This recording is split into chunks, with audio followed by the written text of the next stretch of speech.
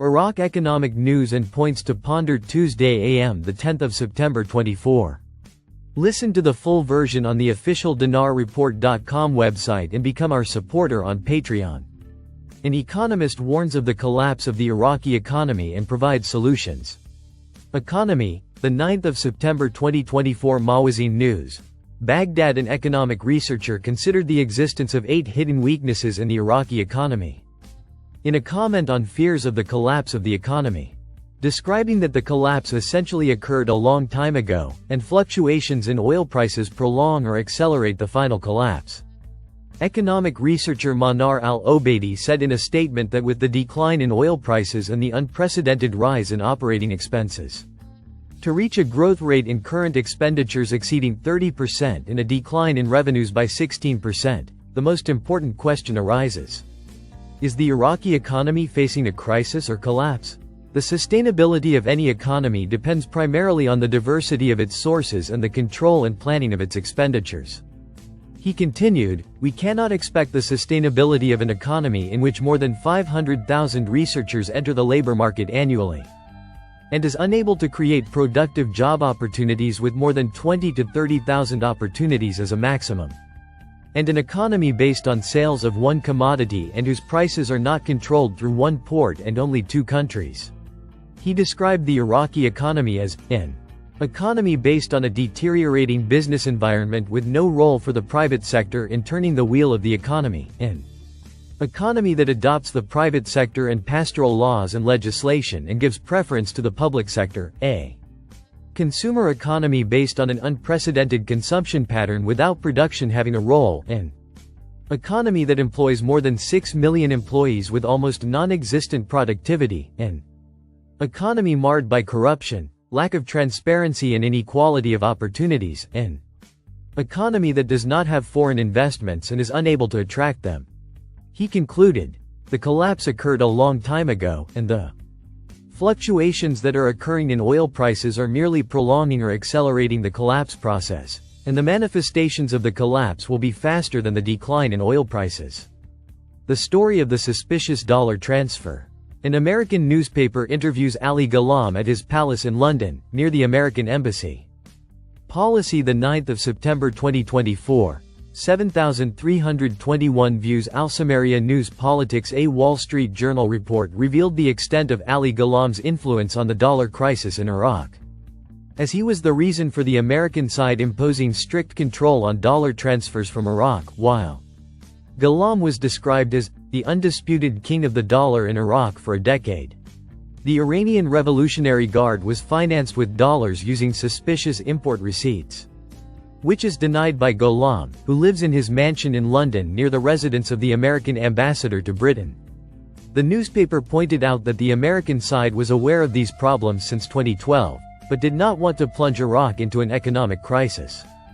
The newspaper said in an article translated by Al-Sumerian, that Ali Ghulam was the undisputed king of the dollar in Iraq for nearly a decade, and his 3 banks in Baghdad transferred tens of billions of dollars at that time outside the country, ostensibly to buy car parts, furniture and other imports, indicating he was one of the most senior workers in the ad hoc banking system that was established nearly 2 decades ago under the American occupation, and that gave the Federal Reserve Bank of New York a key role in processing Iraq's international transactions.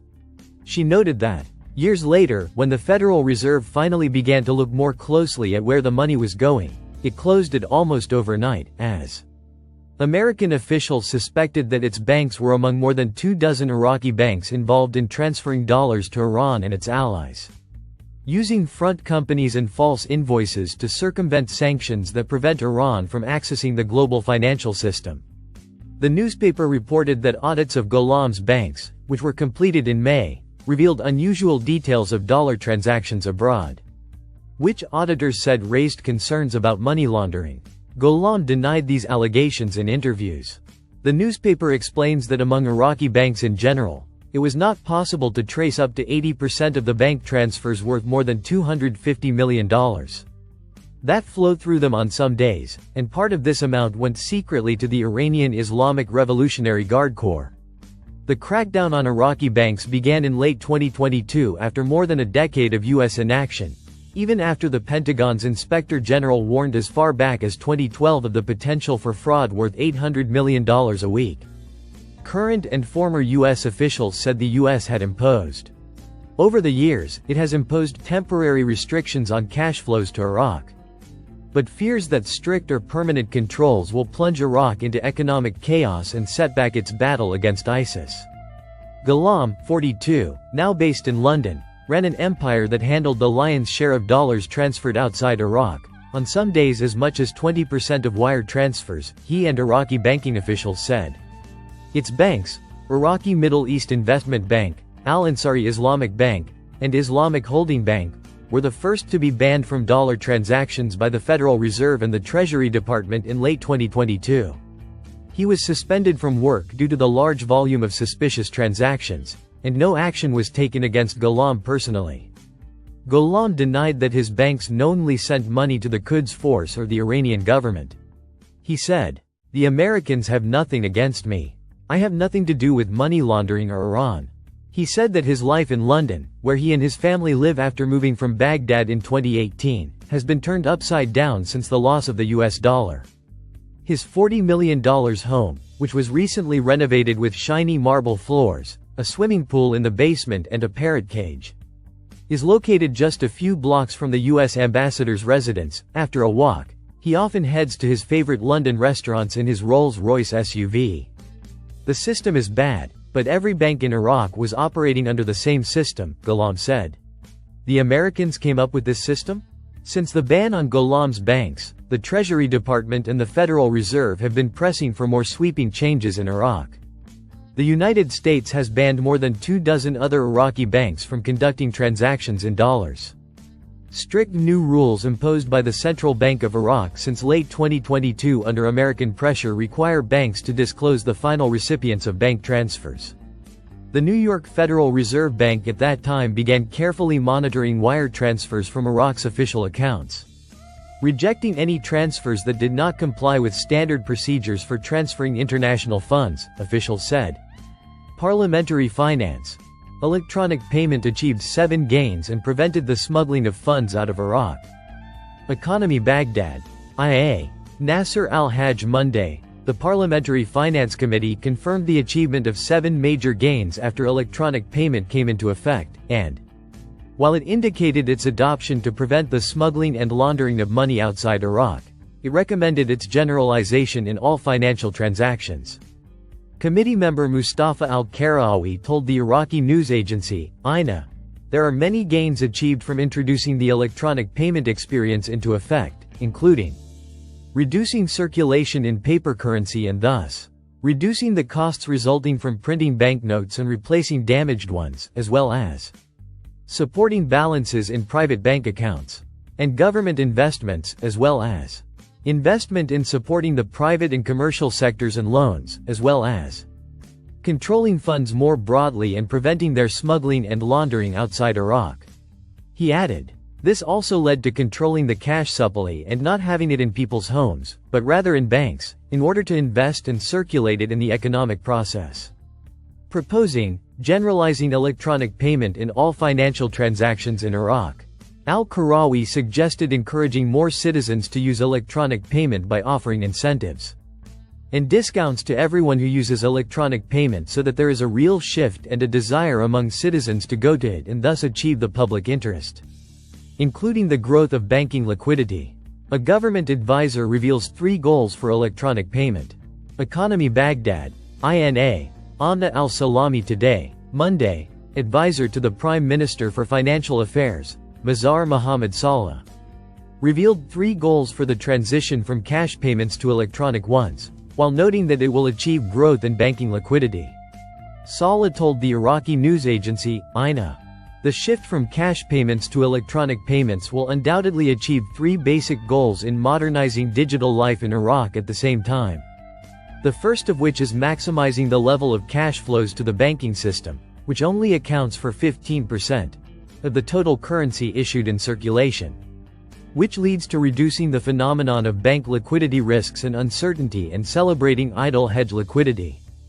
He added, the second goal will result in growth in banking liquidity that leads to the growth of monetary credit and achieving a higher level of financial depth. And what is linked to the rise in credit indicators to the GDP does not exceed 11% of the GDP, which is considered very low according to the international standard. One of the indicators of financial depth is providing long-term financing, managing risks, and offering diverse investment options. Saleh continued. The third goal is to increase and regular government cash revenues, or what is called cash flows to the public treasury, in an accelerated manner. Within the framework of developing the Treasury single account, which is one of the most important goals of financial reform in Iraq.